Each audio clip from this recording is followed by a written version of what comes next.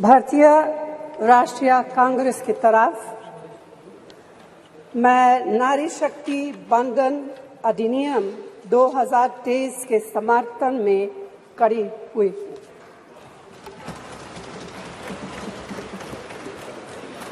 धुएं से बढ़ी हुई रसोई से लेकर रोशनी से जगमगाती हुई स्टेडियम तक भारत की स्त्री का सफर बहुत लंबा है, लेकिन आखिरकार उसने मंजिल को छू लिया है।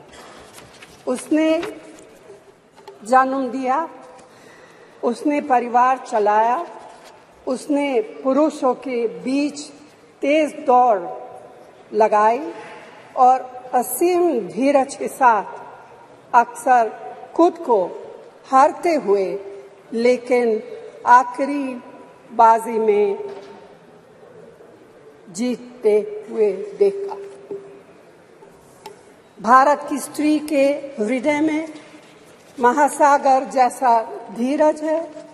उसने खुद के साथ हुई बेईमानी की शिकायत नहीं की और सिर्फ अपने फायदे के बारे में कभी नहीं सोचा। उसने नदियों की तरह सबकी भलाई के लिए काम किया है और मुश्किल वक्त में हिमालय की तरह अडिग रही। स्त्री के धैर्य का अंदाज लगाना नामुमकिन है।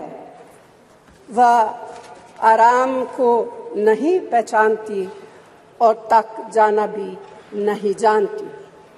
हमारे महान देश की माँ है स्त्री, लेकिन स्त्री ने हमें सिर्फ जन्म ही नहीं दिया है, अपने आंसुओं खून पसीने सींचकर हमें अपने बारे में सोचने लायक, बुद्धिमान और शक्तिशाली भी बनाया है।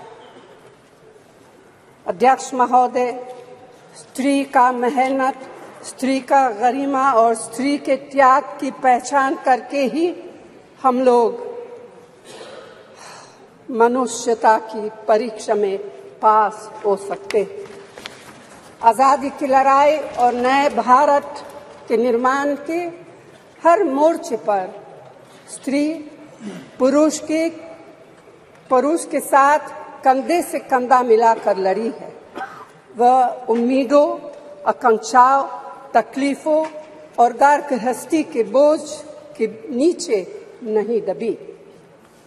सरोजिनी नायडू, सुचेता कृपलानी, अरुणा असफ अली, विजयलक्ष्मी पंडित, राजकुमारी अमृत कौर और उनके साथ तमाम लाखों महिलाएं से लेकर आज की तारीख तक स्त्री ने कठिन समय में हर बार महात्मा गांधी, पंडित जवाहरलाल नेहरू, सरदार पटेल, बाबा साहब अम्बेडकर और मौलाना आजाद के सपनों को जमीन पर उतार कर दिखाया है।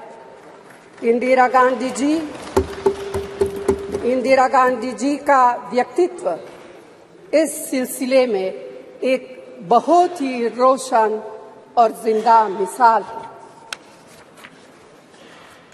अध्यक्ष महोदय, खुद मेरी जिंदगी का यह बहुत मार्मिक क्षण है। पहली दफा स्थानीय निकायों में स्त्री की भागीदारी तय करने वाला संविधान संशोधन मेरे जीवन साथी राजीव गांधी जी ही लाए थे। उन्होंने लाए थे जो राज्यसभा में 7 वोटों से गिर गया था। बाद में प्रधानमंत्री पीवी नरसिम्हा राव जी के नेतृत्व में कांग्रेस सरकार ने ही उसे पारित कराया। आज उसी का नतीजा है कि देश भर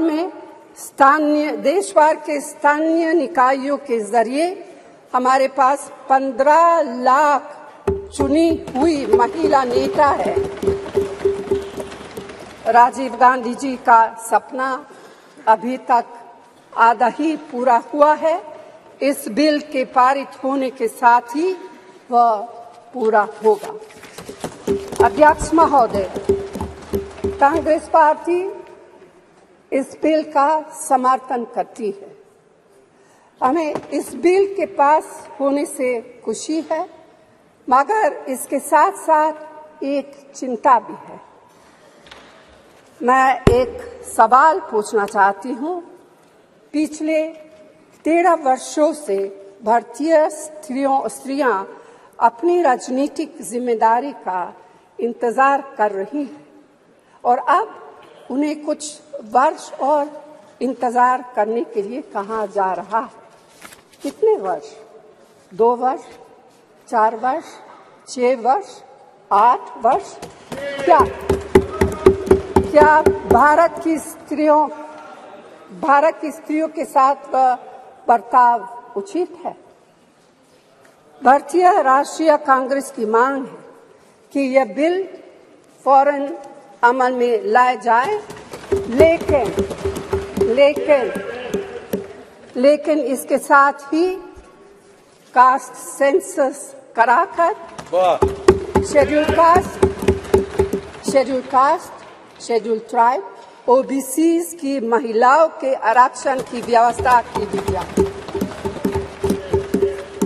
सरकार को इसे साकार करने के लिए भी जो कदम उठाने की जरूरत है वह उठाने ही चाहिए।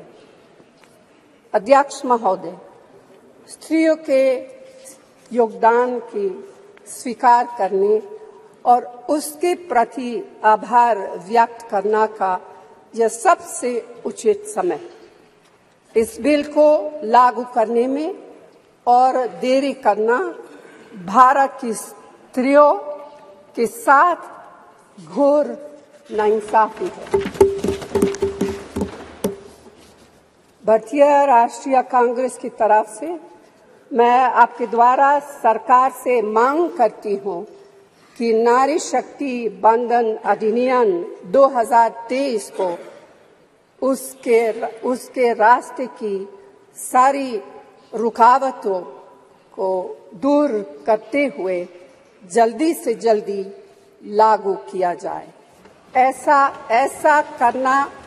करना न सिर्फ जरूरी है बल्कि संभव भी है।